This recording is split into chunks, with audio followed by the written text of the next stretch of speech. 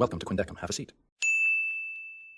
This show starts with a couple named Takashi and Machiko meeting Dekim the bartender in Quindecum, and neither of them can remember how they got there. The couple are then forced to play a game with their lives on the line. These games are decided by roulette, and in their case it's dart, with the catch being that wherever the dart hits, they feel corresponding pain. So like if it hits in like the heart area, it hurts them in the heart. The two decide to throw, but Takashi, suspecting Machiko of cheating on him, switches up last second, but Machiko denies this and reveals that she's pregnant. Machiko then wins the game, and we learn that the couple died in a car accident, and that Quindecum is actually a medium between heaven and hell, and Dekim is judging them. Takashi has a breakdown, which gets worse when Machiko reveals that she was only with him for his money. He then rushes to attack her, but Dekim apprehends him, and he sends the two into two different elevators, with Takashi being reincarnated and Machiko being sent to the void. We are then introduced to Nona, and she's basically Dekim's boss, and she's taking a woman to Quindecum so she can work as Dekim's assistant. We then see the two women watch the dart game, and after the game's conclusion, the woman believes that Machiko was lying in order to save Takashi's soul. Nona then low-key yells at Dekim for making such a bad mistake, after which she leaves, and the black-haired woman is officially working as Dekim's assistant now. The two then welcome another pair, a man named Shigeru and a woman named Chisato, and the game that these two have to play is bowling,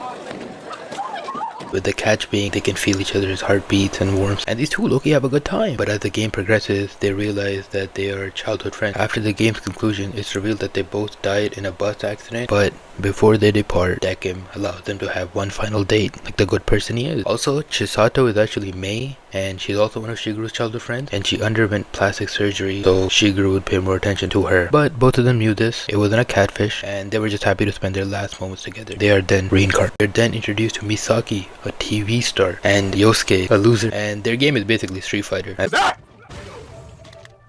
As the game progresses, we learn that they both low-key live bad lives. On the final round, Misaki bashes Yosuke's skull into the arcade, but the game still ended in a tie. After the game, the two have a breakdown, with Dekim comforting them. Also, Yosuke had committed suicide, and he ends up being reincarnated, and Misaki died because she was low-key abusive, and she was killed by her assistant, and she is sent to the void. A man and a child then enter Quindecum, and the man this time remembers Dekim and the bar. The man then regains further memories and takes the boy hostage, but Dekim is able to restrain the man. The boy is revealed to be Ginty, another arbiter, and he knocks the woman out, after which him and Dekim fight until Nona steps in, and she reveals that this was all a test, and the man was actually just a dummy implanted with fake memories. Also, we find out that the woman that is Dekim's assistant, she was a person that Dekim was unable to pass judgment on, so he extended her sentence. We then switch over to Ginty, and he's passing judgment on a schoolgirl named Mayu and a band member named Haruda, and Mayu is a super fan of Haruda, and the game that the two play is Twister.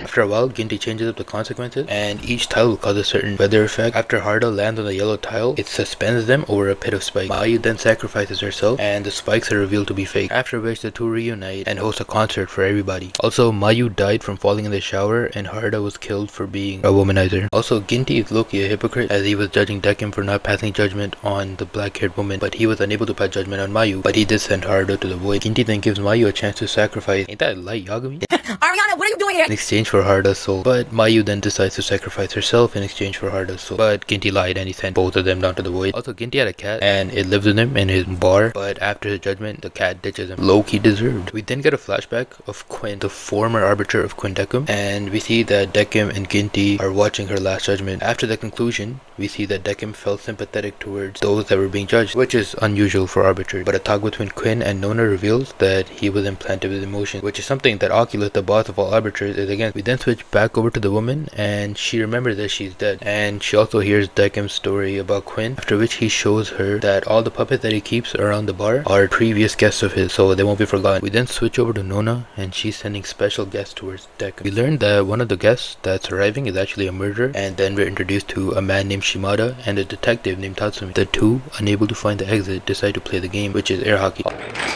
Also, while they were looking for a way out, Shimada found a bloody knife in his bag. As the game progresses, the two regain their memory, with Shimada having a younger sister and him supporting her after their parents' passing. And we also learned that after his sister joined high school, she was sexually assaulted. Tatsumi also remembers that he had a wife and that she was murdered. Dekim then changes up the game so that each puck scored will cause pain, after which the two reveal what they remember to each other and say that they will get revenge. The woman also gets a copy of their memories, and it's revealed that they are both killers. As the game goes on, it's revealed that Shimada has already gotten revenge, but there was another there who just watched. Tatsumi also remembered that he got revenge, and after the game's conclusion, it is revealed that Shimada had killed Tatsumi because because Tatsumi just watched while his sister got assaulted, with Tatsumi's reason being that a crime needed to be committed so he can avenge her, which, bro, you're a cop. Dekim then gives Shimada a chance to get revenge. The woman tries to talk him out of it, but Shimada falls for Tatsumi's rage bait, leading to them both being sent to the void. Oculus, on the other hand, realizes that Nona had been hiding things, so he reads Clavis's mind and finds out about the arbiter with emotion. We then go back to Dekim, and after everything, he tries to back out of judging, but Nona makes him judge the woman, as her extended term is coming to an end, meaning her body is falling apart. An old illustrator named Sachiko then arrives at Quindekim, and the three play Old Maid. With the pictures on the cards relating to their memory, the old woman then wins and realizes that she is dead, but she's happy that she lived a full life. The game then progresses, and the woman learns that her real name is Chiyuki, and she also remembers her mother. After which the game ends and the old woman is sent for reincarnation. When she was alive, Chiyuki was a figure skater, so Dekim asks her to perform. As she performs, more and more of her memories come back, and she eventually remembers the leg injury that forced her to retire, causing her to fall into a deep depression and eventually committing suicide. Dekim then serves Chiyuki her last drink at Quindekim, which knocks her out, and Dekim then asks for more of Chiyuki's memories, after which he takes her to the lowest level, where Chiyuki sees what happened 3 months after her passing. As she walks through her house, she reminisces over her past. Dekim then makes an offer with her life in exchange for another. Chiyuki also sees the suffering that her death caused and wants to get her life back, but she is unable to sacrifice another. After which Dekim reveals that it was all an illusion, so he can better judge her, I guess. A weeping Dekim then apologizes and Chiyuki forgives him. We then see Chiyuki being sent for reincarnation. In the aftermath, we see Dekim continuing to pass judgment with the doll of Chiyuki by his side. Don't worry. Alyssa, huh? Yes. Best of luck on your journey.